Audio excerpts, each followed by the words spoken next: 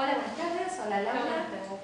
Estamos con Laura Podio, aquí desde India, Haridwar, y vamos a hacerle una entrevista. Primero vamos a dejar que Laura se presente y luego vamos a entrevistarla.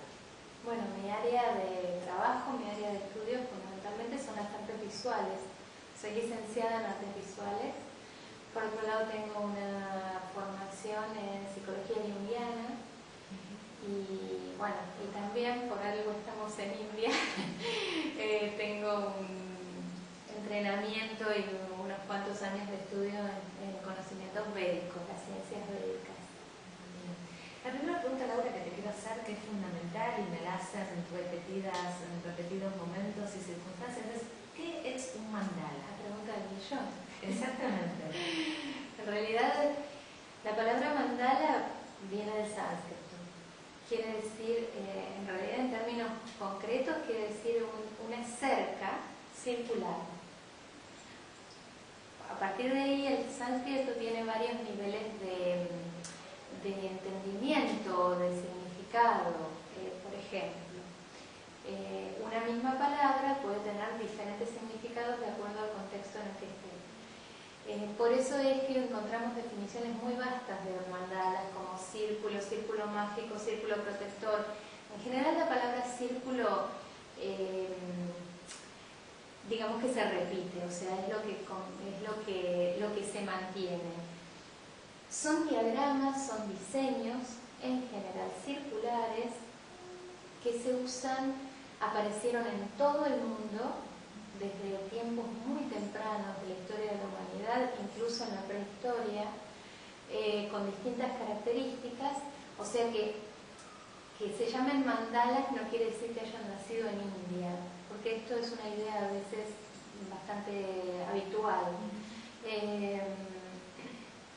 Son círculos que se han usado de manera ritual. En general son concéntricos, tienen muchas combinaciones geométricas, quizás con formas geométricas básicas, cuadrados, triángulos u otros símbolos que sean significativos y que hayan sido utilizados de una manera ritual por distintas culturas. Muy bien, y sé que trabajás terapéuticamente con los mandalas. ¿Cómo es ese trabajo? Este trabajo en realidad se inició con experiencia personal, o sea, yo me encuentro con los mandalas sí desde la India, aprendo sobre ellos en India y empiezo a transitar un camino personal. O sea, mi primera carrera y mi primera formación fue artística, por lo tanto mi fascinación al principio fue con la forma. Pero en India, y tanto en India como en Tíbet, estos diseños fueron herramientas muy útiles de meditación, de concentración mental. De hecho, en Tíbet hay una liturgia, o sea, una extremada cantidad de información sobre cómo deben ser hechos, en qué momento, y hay un maestro que te indica paso a paso y no tenés que perder un solo paso, no tenés que cometer un error. Porque de esa manera quiere decir que vas a cambiar tu conciencia. Como yo tenía serias dificultades para meditar, o sea, sentarme en posición meditativa y mantener mi mente focalizada en un punto y sin pensamientos, para mí era muy difícil. Y siempre estuve en ámbitos espirituales donde todo el mundo parecía que era facilísimo que meditaran. Yo sencillamente pensé, bueno, no sirvo para esto. Desafortunadamente me equivoqué de lugar. Y bueno, lo concreto es que me di cuenta que mis estados meditativos provenían de la pintura. Y cuando empecé a utilizar, en este caso los mandalas, para pintar, llegaba a estados de conciencia muy profundos que nunca había alcanzado la meditación. Ahí descubrí lo que, o sea, es como si hubiera descubierto la pólvora, digo, no descubrí nada nuevo, pero sí lo descubrí en mí misma, que hay muchas maneras diferentes de meditar, de acceder a la meditación. Transité ese proceso y luego empecé a enseñarlo.